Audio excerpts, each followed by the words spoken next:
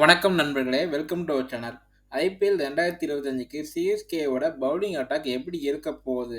ஆக்ஷனில் நிறைய புது புது பிளேயர்ஸ் எடுத்து வச்சிருக்காங்க. எப்படி பிளேயிங் லெவலில் செட் பண்ண போகிறாங்க? பவர் பிளேயில் யார் நியூ பால் எடுத்தால் நல்லாயிருக்கும்? ஸோ டெத் ஓவர்ஸில் 14 கூட சேர்ந்து போட பவுலர்ஸ் யார் அப்படின்னு சொல்லி ஒரு 20 ஓவருக்கும் சிஎஸ்கேவோட பவுலிங் அட்டாக் எப்படி இருக்கும் அப்படின்னு சொல்லி தான் இந்த வீடியோவில் நம்ம பார்க்க போகிறோம். ஸோ வீடியோக்கு லைக் பண்ணாதவங்க எல்லாருமே லைக் பண்ணிக்கோங்க, ஷேர் பண்ணிக்கோங்க. அண்ட் வீடியோ பார்க்குறவங்க எல்லாமே சப்ஸ்கிரைப் பண்ணிவிட்டு வீடியோஸ் பாருங்கள்.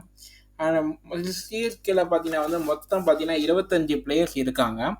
ஸோ அதில் 19 பிளேயர்ஸால் பார்த்தீங்கன்னா நம்மளை பவுலிங் போட முடியும். ஸோ இவ்வளோ ஆப்ஷன் பார்த்தீங்கன்னா சிஎஸ்கே இருக்குது.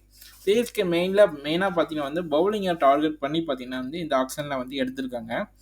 நிறைய இந்தியன் பிளேயர்ஸ் யாரெல்லாம் ஆப்ஷனில் இருந்தாங்களோ எல்லாத்துக்குமே பார்த்தீங்கன்னா சிஎஸ்கே பிட் பண்ணியிருக்காங்கன்னு சொல்லலாம்.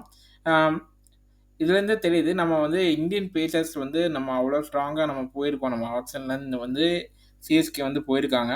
ஃபஸ்ட்டு பவர் பிளேயிலேருந்து பார்ப்போம். யார் நியூ பால் போட போடுறது?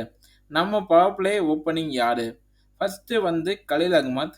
அவர் தான் இன்னிங்ஸை பார்த்தீங்கன்னா ஓப்பன் பண்ண போகிறாரு. Left armour.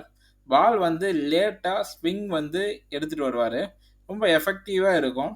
கலீல் அகமத் கூட பார்த்தீங்கன்னா பவர் பிளே பவுலிங்கில் இன்னொரு ஃபாஸ்ட் பவுலர் யார் அப்படின்னு கேட்டால் கமலேஷ் நாகர்கோட்டி இருக்கார் அண்ட் முகேஷ் சௌத்ரியும் இருக்கார்.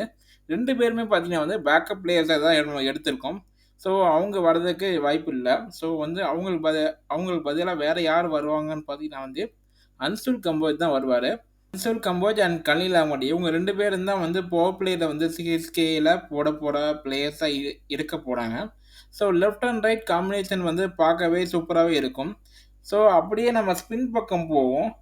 பவர் பிளேயில் பார்த்தீங்கன்னா அன்சுல் கம்போஜ் அண்ட் நம்ம கலீல் அகமத் 2 பேருமே ஒரு அளவுக்கு டீசெண்டாக போட்டாங்கன்னா நம்ம ஸ்பின்னர்ஸ் அதுக்கப்புறம் பார்த்தீங்கன்னா டேக் ஓவர் பண்ணிப்பாங்க.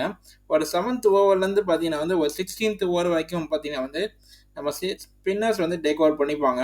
அண்ட் ஸ்பின்னர்ஸே வச்சு நம்மளால் ஃபுல்லாகவே போட முடியாது. அந்த நடுவில் ஏதாவது நமக்கு பேஸ் தேவைப்பட்ட அன்சுல் கம்போஜ் போடுவார். அண்ட் ஜடேஜா பார்த்தீங்கன்னா அவர் பங்குக்கு 2 ஓவர்ஸ் போடுவார். அண்ட் டெத் ஓவர்ஸில் பார்த்தீங்கன்னா ரன்ஸ் எக்கச்சக்கமாக போகும். ஸோ அந்த சமயத்தில் பார்த்தீங்கன்னா 14 கூட சப்போர்ட் பண்ண போகிற அந்த பிளேயர்ஸ் யாருன்னு பார்த்தீங்கன்னா ஒன்று சாம் கரன் இருக்கார். அப்படி சாம் கரன் இல்லை வேண்டாம் அப்படின்னா ஜேமி ஓவர்டன் இருக்கார். சிஎஸ்கே பிளேயிங் 11 போடுவாங்க. நூர் அகமதுக்கு பதிலாக நேத்தன் எலிஸ் கொண்டு வந்தாங்கன்னா டெத் ஓவர்ஸ் பார்த்தீங்கன்னா இன்னும் கொஞ்சம் ஸ்ட்ராங்காகவே இருக்குன்னு சொல்லலாம்.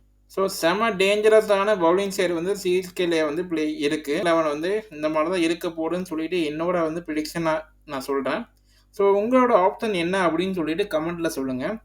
இந்த வீடியோ உங்களுக்கு பிடிச்சிருந்துச்சுன்னா லைக் பண்ணுங்கள், ஷேர் பண்ணுங்கள், அப்படியே சப்ஸ்கிரைப் பண்ணிட்டு வீடியோஸ் பாருங்கள். வேற ஒரு வீடியோட வேற ஒரு கான்செப்டில் சந்திக்கிறேன். டாடா பாய், see you.